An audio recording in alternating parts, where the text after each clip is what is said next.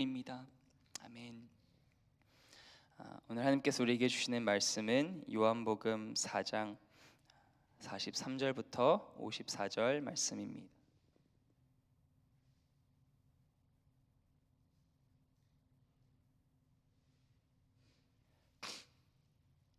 요한복음 4장 43절부터 54절 말씀, 저 여러분이 한 절씩 교독했으면 좋겠습니다.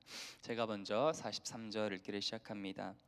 이틀이 지남에 예수께서 거기를 떠나 갈릴리로 가시며 친히 증언하시기를 선지자가 고향에서는 높임을 받지 못한다 하시고, 갈릴리에 이르심에 갈릴리인들이 그를 영접하니 이는 자기들도 명절에 갔다가 예수께서 명절 중 예루살렘에서 하신 모든 일을 보았음이더라.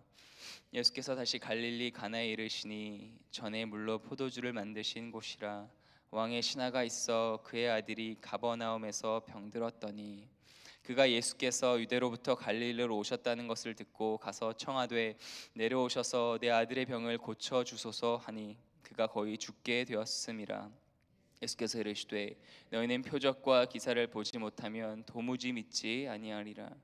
신하가 이르되 주여 내 아이가 죽기 전에 내려오소서.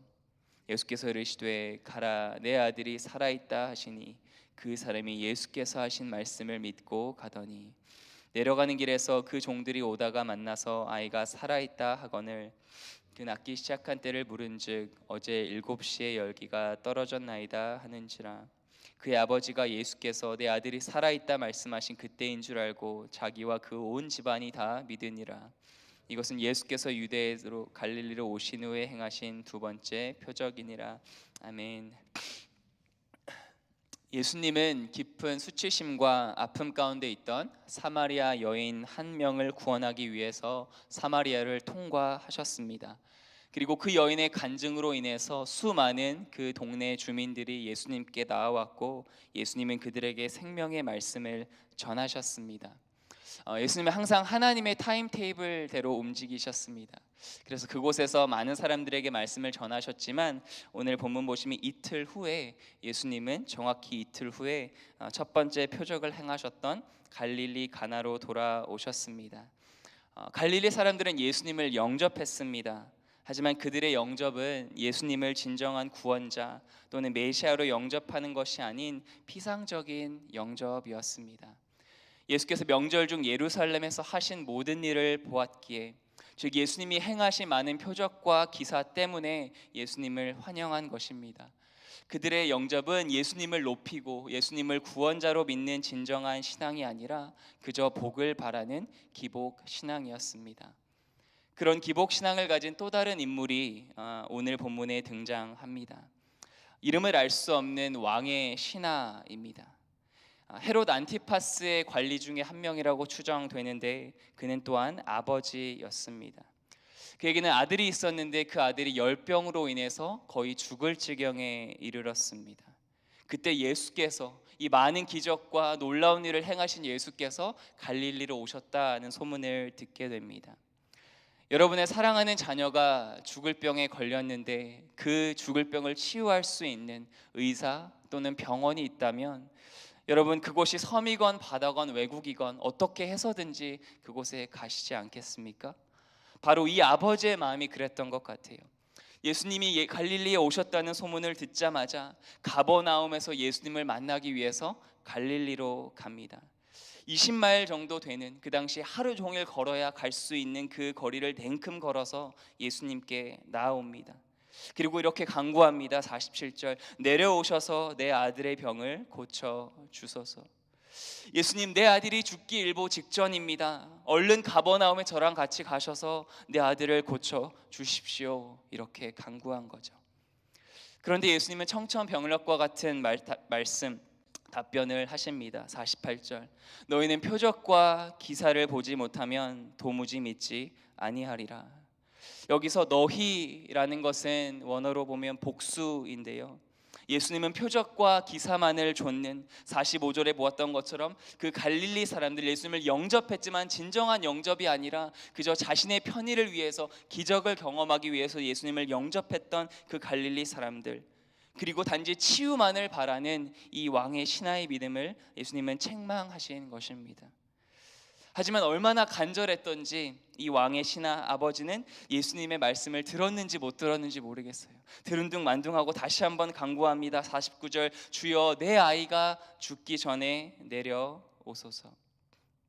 이것이 기도입니다. 물론 기도는 하나님과의 대화이며 교제이죠. 하지만 기도는 늘 평온하고 점잖은 것이 아니죠. 때론 내 힘으로 도무지 해결할 수 없는 문제를 가지고 눈물로 통곡하며 하나님 앞에 나아가 그저 울부짖는 것, 주님 도와주세요, 나는 할 수 없습니다, 그렇게 간절히 구하는 것이 가장 진심 어린 기도일 때가 있습니다. 예수님은 아들의 열병을 치유해달라고 간구하는 아버지의 표적과 기사를 쫓는 믿음을 책망하셨어요. 그런데 놀라운 것은 책망하신 그 바로 다음에 그를 치유해 주셨다는 것입니다. 50절 말씀, 예수께서 이르시되 가라, 내 아들이 살아있다, 살 것이다 라는 말씀이죠. 예수님이 병 주고 약 주는 것일까요? 그의 믿음을 책망하시더니 왜 갑자기 아들을 치유해 주시는 것일까요? 여러분, 이것을 어떻게 설명할 수 있을까요? 참 많이 본 본문이지만 이 부분을 계속 생각하고 묵상하면서 주석도 보고 왜 예수님이 그렇게 하셨을까 고민해 보았습니다. 그런데 하나님의 은혜라고 밖에는 설명이 안 되는 것 같아요. 내 손가락을 예수님의 못자국과 옆구리에 넣어보지 않으면 주님 내가 믿을 수가 없습니다, 그렇게 의심하던 도마에게 예수님은 나타나셔서 도마야 내 손을 봐라, 네 손을 내 옆구리에 넣어봐라, 이렇게 말씀하시면서 보지 못하고 믿는 자들이 복되다고 예수님 말씀하셨지만 도마가 그렇게 손을 넣어보고라도 믿기를 원하셨죠. 그것이 바로 예수님의 사랑이요 은혜입니다. 여러분, 우리의 말도 안 되는 기도를, 이기적인 기도를 하나님께서 얼마나 많이 응답해 주셨나요? 우리의 믿음 참 연약하고 이기적이고 부족함에도 불구하고 하나님께서 참 많은 축복을 주시지 않았나요? 모두 하나님의 은혜인 줄로 믿습니다. 그런데 꼭 기억해야 할 것이 있습니다. 예수님은 왕의 신하의 간절한 부르짖음 책망하시고 또 그 기도에 응답하셨지만 표적과 기사를 주시지는 않았다는 사실입니다. 내 아들이 나았다, 살 것이다 말씀하셨지만 어떠한 사인도 주시지 않았어요. 불기둥과 구름기둥으로 그가 돌아가는 그 길을 인도해 주시지도 않았습니다. 예수님은 단지 그분의 말씀을 주셨어요. 50절 말씀, 예수께서 이르시되 가라, 내 아들이 살아있다 하시니 그 사람이 예수께서 하신 말씀을 믿고 가더니. 왕의 신하가 믿은 것은 그 다른 어떤 것도 아니고 바로 예수께서 하신 말씀이었습니다. 어제 본 본문 41절에도 예수의 말씀으로 인해 믿는 자가 더욱 많았다, 이렇게 말씀하죠. 그래서 그 사마리아 여인으로 인해서 많은 사람들이 예수님께 왔지만 결국 그들이 정말 예수님을 믿게 된 것, 영생을 얻게 된 것은 바로 예수님의 말씀이었습니다. 오늘 본문의 이 왕의 신하 아버지는 그 예수님의 말씀을 믿고 그 말씀에 순종해서 집으로 돌아갔습니다. 예수님은 저와 여러분에게도 말씀하십니다. 여러분 믿으십니까? 하나님의 기록된 말씀이 성경은 살아 움직이는 말씀이죠. 영이요 생명입니다. 그 주님의 말씀을 믿고 다른 어떤 현상적인 것, 기적과 표적이 아니라 이 기록된 하나님의 생명의 말씀을 믿고 그 말씀에 순종하는 것이 참된 믿음이라는 것입니다. 한 유명한 목사님의 간증이 기억이 납니다. 참 오래전에 들은 말씀인데 설교 중에 그런 간증을 하셨어요. 요즘은 이렇게 온라인으로 방송이 잘 되어 있잖아요. 그래서 참 멀리 외국에 계신 성도님이 목사님이 설교를 하시는데 그 말씀을 듣다가 이제 믿음이 생긴 거예요. 그래서 목사님 말씀하시는 걸 보고 네, 병을 하나님께 드립니다, 나았습니다, 그렇게 이제 말씀을 듣던 중에 병이 나은 거예요. 그래서 이제 그 목사님께 고백을 했더니 이 목사님도 믿어지지가 않아서 아니 영상으로 듣다가 이렇게 치유가 되었다고요? 목사님이 그렇게 솔직히 고백한 것을 들은 적이 있습니다. 여러분, 심지어 말씀을 전하는 메신저의 믿음이 없다 하더라도 이 말씀의 능력이 있기 때문에 그 말씀을 아멘으로 받을 때 그것이 우리에게 실제가 되는 줄로 믿습니다. 하나님은 말씀으로 치유하시는 하나님이세요. 왕의 신하는 예수께서 하신 말씀을 믿고 가버나움 집으로 돌아갑니다. 그런데 그 돌아가는 길에 종들을 만나요. 종들이 주인님, 아이가 살아 있습니다, 이렇게 얘기합니다. 근데 아버지는 다른 건 묻지 않고요, 아이가 낫기 시작한 때가 언제인지 묻습니다. 예수님이 가라, 내 아들이 살아있다, 그 말씀하신 바로 그때인지 확인하고 싶었던 거죠. 이 모든 조각이 맞는지 한번 알아보고 싶었습니다. 종들이 대답합니다. 52절, 어제 7시 오후 1시에 열기가 떨어졌나이다. 그리고 53절, 그의 아버지가 예수께서 내 아들이 살아있다 말씀하신 그때인 줄 알고 자기와 온 집안이 다 믿으니라. 아멘. 이 아버지는 이미 50절에서 예수께서 하신 말씀을 믿었습니다. 분명한 믿음, 바로 된 믿음이죠. 하지만 여기 53절에서 또 믿었다는 것은 무슨 의미일까요?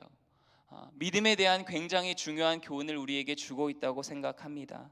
바로 그것은 믿음은 자라난다는 것입니다. 여러분과 저의 믿음이 죽은 믿음이 아니라 산 믿음이라면, 우리의 믿음의 대상이 표적과 기사가 아니라 정말 살아계신 하나님이라면, 믿음의 대상이 올바르다면 우리의 믿음은 자라나게 되어 있습니다. 이 왕의 신하 아버지의 이 믿음도 성장하는 것을 볼 수 있죠. 처음에는 표적과 기사에 근거한 믿음, 바로 기복신앙이었습니다. 그 기복신앙이 예수님의 말씀을 듣다가 믿음이 들어와서 들은 말씀에 근거한 믿음, 말씀신앙이 되었습니다. 그리고 그 말씀에 순종해서 나아갔더니 체험을 하죠. 체험한 말씀에 근거한 믿음, 체험신앙이 되었습니다. 저도 목사로 살아가고 매주 설교를 하지만 저의 믿음이 참 부족함을 많이 깨닫습니다. 중고등부 아이들에게 설교를 할 때 이 말씀이 과연 이 무표정으로 말씀을 듣는 아이들이 변화를 시킬 수 있을까? 그런데 그저 말씀을 준비하고 선포하고 또 그 말씀의 아이들에게 예수님을 영접하겠냐고 물어볼 때 손을 드는 아이들, 자신의 삶을 목사와 선교사로 헌신하는 아이들, 또 기대도 하지 않고 심지어 기도도 하지 않았는데 방언을 받는 아이들이 은혜를 받고 변화하는 이 놀라운 모습을 목격할 때 저의 부족한 믿음이 점점 체험신앙으로 변해가는 것을 경험하고 있습니다. 말씀을 마무리하겠습니다. 53절에 이 왕의 신하의 믿음, 온 가족을 구원하는 믿음이 되었죠. 이 믿음은 바로 체험한 말씀에 근거한 믿음입니다. 기복신앙도 아니고 또 말씀신앙이지만 그 말씀신앙이 체험신앙에까지 이르는 그것이 바로 우리의 믿음의 목표인 줄로 믿습니다. 내가 먼저 복음으로 변화되어야 어떤 다른 사람을 복음으로 변화시킬 수 있죠. 저와 여러분의 믿음이 날마다 자라나기를 축복합니다. 불이 불을 붙이는 것처럼 저와 여러분의 믿음이 우리 가족과 친구와 동료와 이웃에게 믿음을 갖게 하는 살아있는 믿음이 되기를 주님의 이름으로 축원합니다. 하나님 감사합니다. 오늘 이 두 번째 표적의 스토리를 통하여서 믿음이 무엇인지 또 그 하나님의 놀라운 은혜를 깨닫게 하심에 다시 한번 감사합니다. 하나님, 우리는 믿음이 없사오니 우리의 믿음의 연약함을 긍휼히 여겨주시고 우리에게 믿음을 더하여 주시옵소서. 그래서 오늘 하루도 하나님의 말씀을 믿고 하나님의 말씀을 따라가서 하나님의 놀라운 인도하심과 하나님의 놀라운 기적을 경험하는 축복의 하루가 될 수 있도록 오늘 하루를 축복하여 주시옵소서. 이 자리에 들여 예배하고 기도하는 모든 성도님들의 기도를 들어주시고 간절한 부르짖음에 응답하사 하나님 기도 응답을 더하여 주시며 무엇보다 하나님의 임재, 하나님 자신으로 하나님 우리에게 찾아와 주셔서 주님을 더욱더 깨닫고 알 수 있는 놀라운 은혜를 허락하여 주시옵소서. 감사드리며 살아계신 예수님의 이름으로 기도드립니다. 아멘.